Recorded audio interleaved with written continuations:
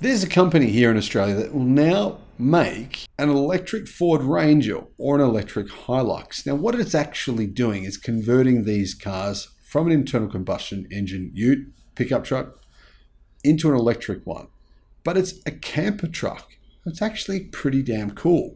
Here's the details. Australia has its first all-wheel drive camper, ute, pickup truck, thingy, off-road vehicle yet. And I'm going to tell you whether or not I think you should consider buying one or not. Whether or not it's actually worth your time, your money, or your consideration. Hello, my friends. Welcome to the channel. I'm the Electric Viking. Thank you for tuning in. It's great to see you. Welcome to all the new subscribers. Welcome back, everyone else.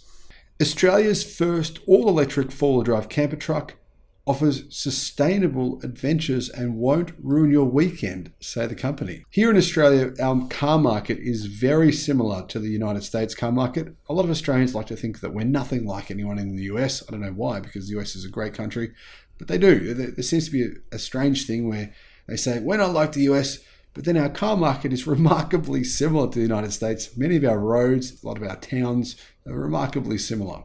Anyhow, so is our fast food. There's quite a few similarities, but anyhow, let's move on. The indestructible Toyota Hilux for long has remained the synonym for a vehicle with go-anywhere abilities. And the Hilux, of course, is a ute or a pickup truck. Our market here in Australia is dominated by pickup trucks, utes. So is the American car market. Very similar there. Now, this evergreen offering from the Japanese manufacturer is set to get an all-electric camper version, thanks to an association with Australian firm Red Sands Campers and EV conversion company Eve. Now, is this a vehicle that has rivals currently? No, the answer is definitely not in Australia. Are there EVs coming that could rival it? Yes, there's definitely are. There's one that I personally think is absolutely worth you considering. Now, we don't actually know the exact details on that vehicle. That's a pickup truck, a ute, that I personally am very excited to see come to Australia. Get into this model first. For hardcore adventure enthusiasts, an electric camper with off-roading abilities will set a benchmark for nature-based four-wheel drive camping. The iteration promises reduced running costs, zero emissions, and a quieter and smoother touring experience for its users. According to Red Sands, the transition helps as 80% of its clients are from Europe, apparently, where EVs are more mainstream and governments are more dedicated to reducing greenhouse gas emissions from transportation. Now, is that true? Are governments more dedicated? Well, some, yes, some, no. Some, absolutely not. Some don't care, couldn't care less. But some are, for sure, absolutely. Norway, for example.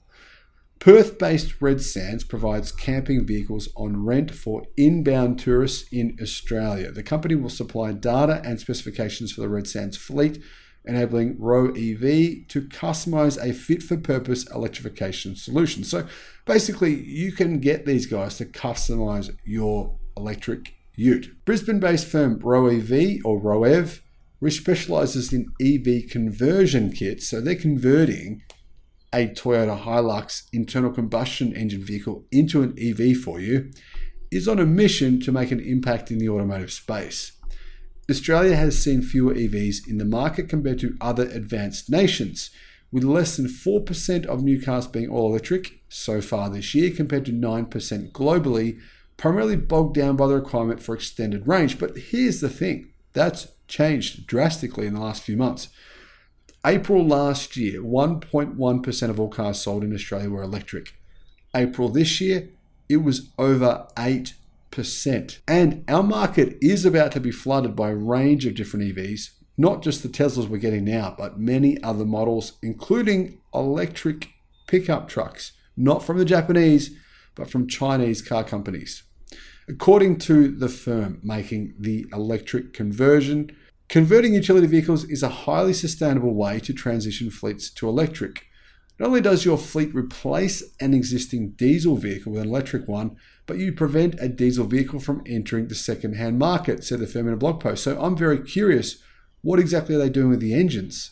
This is a question. If anyone knows the answer to this, I'm going to have to work out what they do with them. What exactly are they doing with the diesel engine that is in the vehicle when they buy it before they convert it? Are you telling me they're just throwing them in the bin? Or are they selling them? I'd say they're probably selling them. Anyhow, the current kits available for Row EV are for Toyota Hilux and the Ford Ranger, the two most popular utility vehicles in Australia. So if you've got a Ford Ranger or you have a Hilux right now, one of the newer models, then they can convert it for you. You don't even need to buy a car from them. The firm offers two variants, a 64 kilowatt hour battery pack offering up to 149 miles of range, that's 240 kilometers, or a 96 kilowatt hour version with 223 miles of range or 360 kilometers. Now, I probably suspect most people wouldn't be interested in 149 miles. That's probably a bit too short. I'd say they'd be going for the 223 mile option. The system contains an inbuilt 11 kilowatt AC charger and DC fast charging for 80 kilowatt charging. I personally think 80 kilowatt charging is too slow for a battery pack of this size. So if you're going to get the bigger battery pack, that's a 96 kilowatt hour pack. You're going to charge with 80 kilowatt fast charger. It's going to take you probably, I would say, an hour and a half to charge that battery.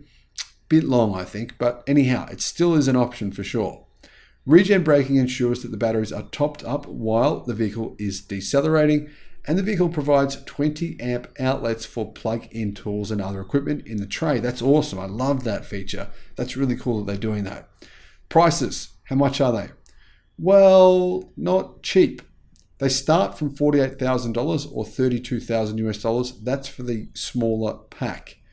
They haven't actually revealed what the price is for the bigger pack. I'm going to guess around about 55 to 60,000 Australian dollars.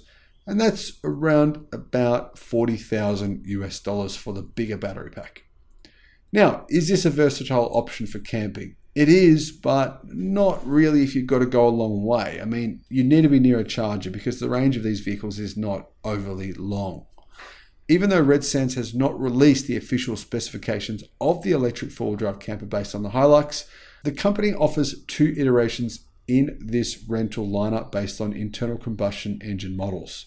The two-person model has a hardshell, dust-proof rooftop tent for a couple, while the five-person model features two, one on the cab and one on the canopy.